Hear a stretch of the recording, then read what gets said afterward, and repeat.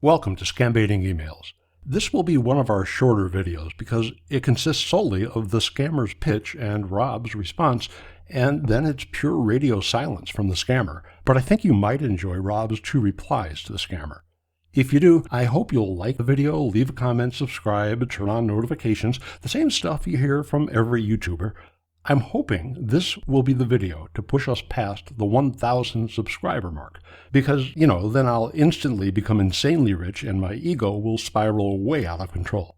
Recently I heard a YouTuber say he was trying to reach the 170,000 subscriber mark and that when he did reach that goal, he would donate $500 to some worthy cause. That inspired me to make this commitment to you.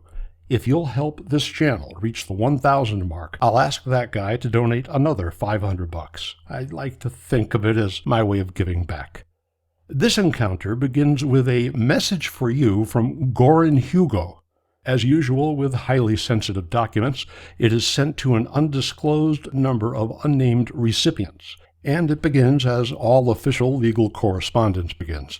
Hello, dear.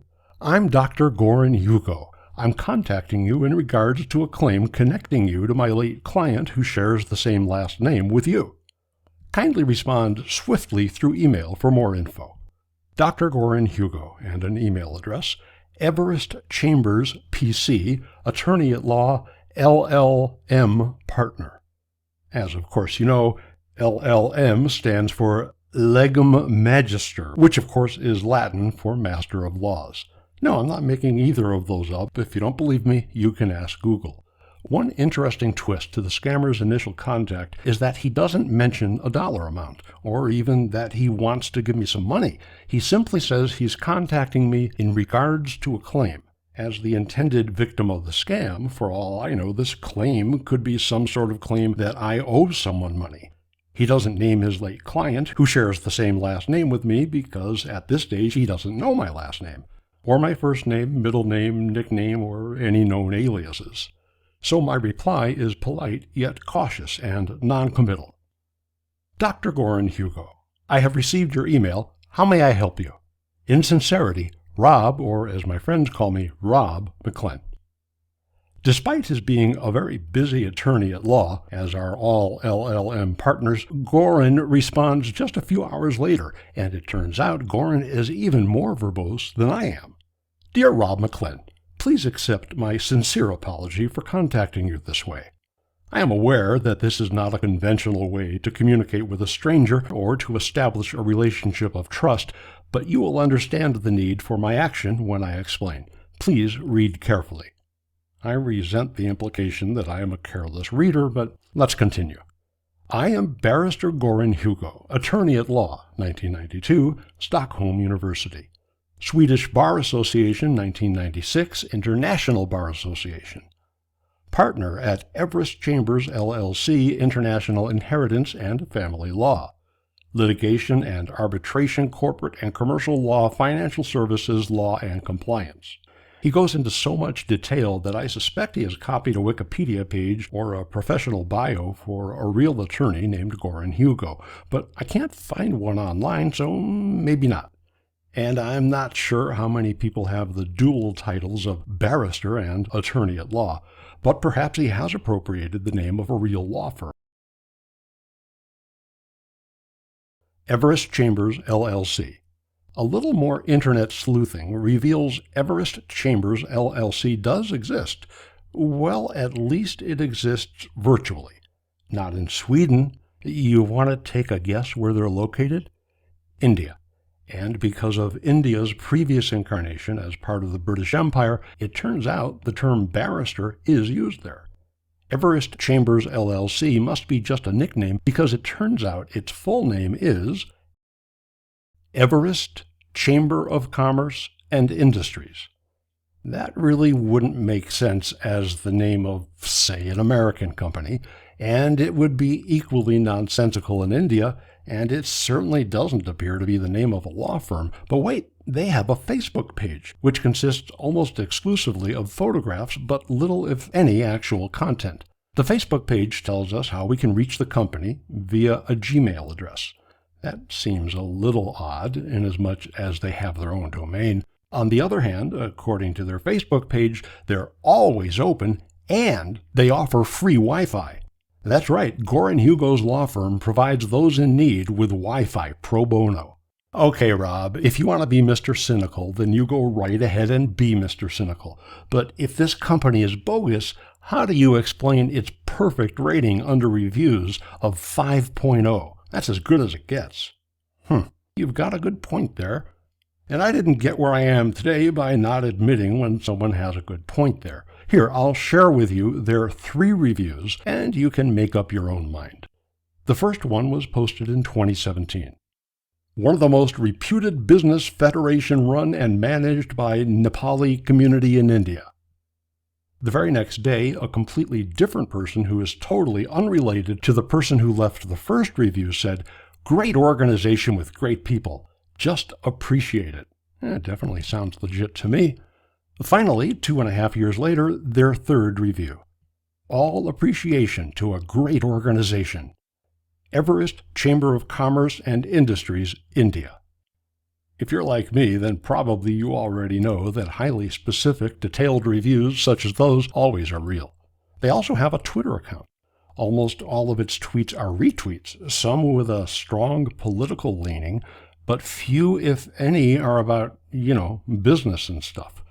So now that we've established for certain that maybe it's a real company and maybe it's not, let's return to this wordy but well-formatted with reasonably sized paragraphs letter.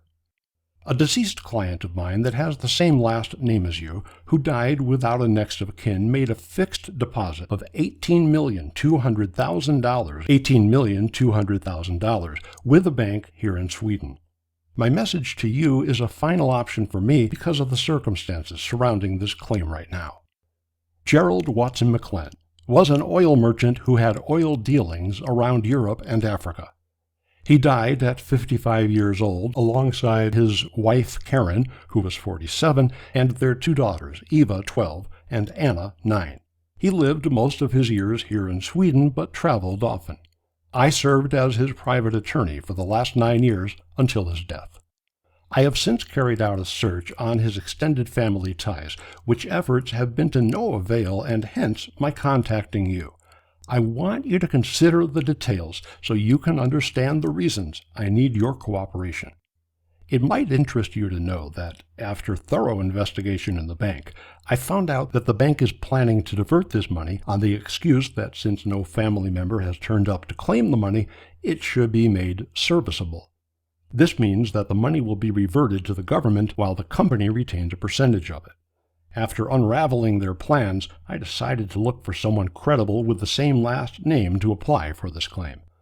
In other words, he's looking for someone to help him execute bank fraud.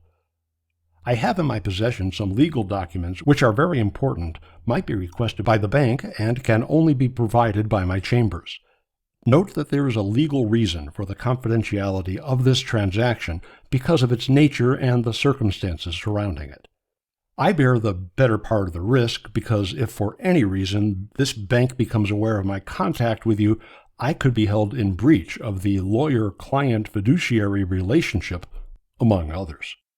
For this reason, I will appreciate it if you are very sure you can assist with this and execute it with the required diligence. I want you to know that I have these documents to show to you as proof, but I cannot release them for your perusal now for security reasons until I have gained your confidence. I will provide you with any information you need as we proceed. Be rest assured that this will be done in line with the law.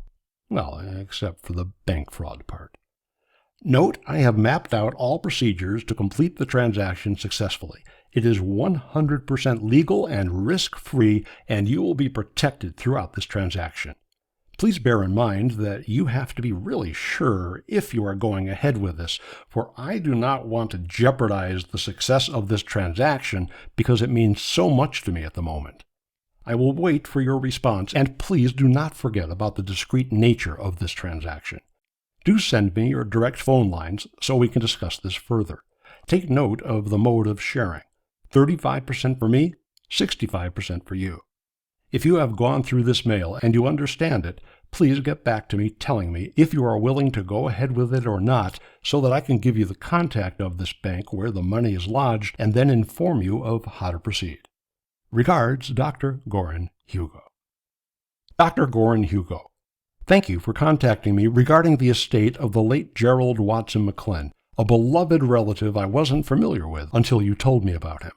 I didn't know I had any relatives in the oil businesses. My reaction to this news is mixed. As you probably discovered while doing your research, I am a professional environmentalist. I have an advanced ES degree, environmental science, from Kungliga Musikhögskolan. I'm not even going to try to pronounce it correctly in Swedish, but if you're Swedish, please feel free to put the correct pronunciation in the comments. I have an advanced ES, again, probably you know that already, and I have spent almost my entire career trying to get countries, celebrities, and world leaders to stop using fossil fuels, for example, oil, completely. I don't know if you're familiar with the environment, but oil is one of its biggest and most deadly enemies.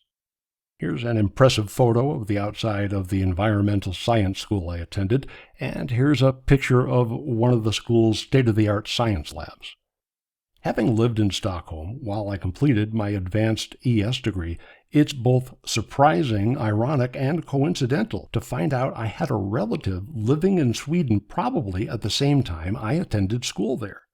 Those were great times for me, even though financially it was no bed of roses, to say the least. After spending my savings on textbooks and fraternity dues, I pretty much was living on a prayer. I wasn't able to visit Gamlestan very often because of the school's strict studying requirements. Often we joked that our official motto should be, "I'll sleep when I'm dead." That was just a joke, of course. Please help me understand one thing. Am I named in Gerald's will? If not, how do we know the inheritance is supposed to go to me rather than to some other McClin? I definitely could use $18,200,000, $18,200,000, even after deducting your 35%, so I'm definitely interested. What is our next step? In sincerity, Rob McClin. P.S. You said that Gerald and his wife and 2 small daughters all died at the same time. What happened to them? Was it a plane crash or something equally aeronautical?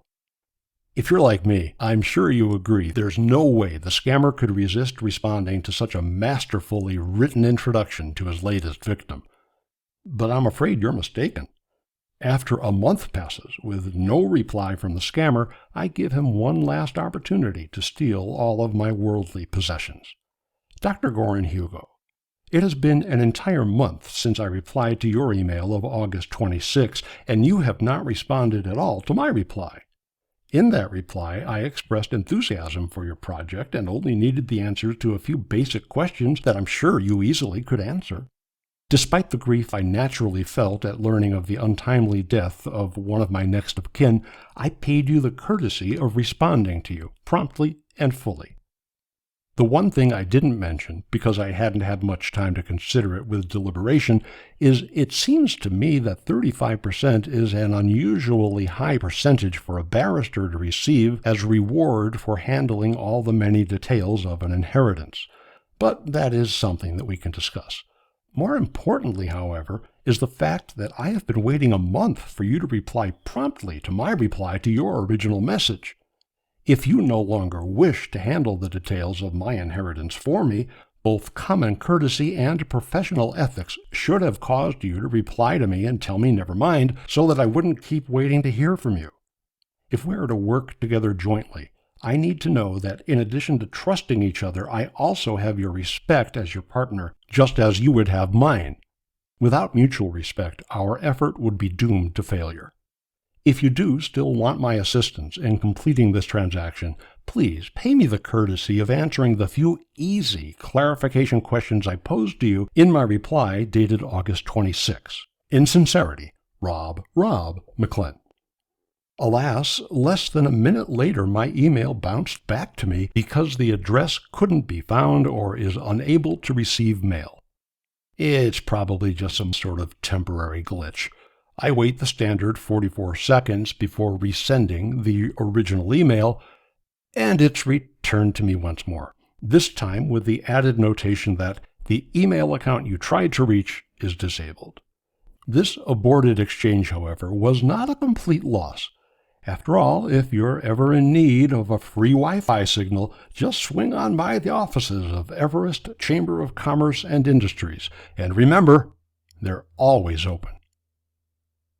Hey, if you enjoyed this video, please like it and subscribe to our channel so you'll know whenever I've added a new Scambaiting email video. If you'll be kind enough to share your comments, suggestions, requests, and reactions to this video in the comments section below, I promise to make sure Rob sees it. It's been an honor to share this Scambaiting adventure with you. In sincerity and on behalf of Rob McClin.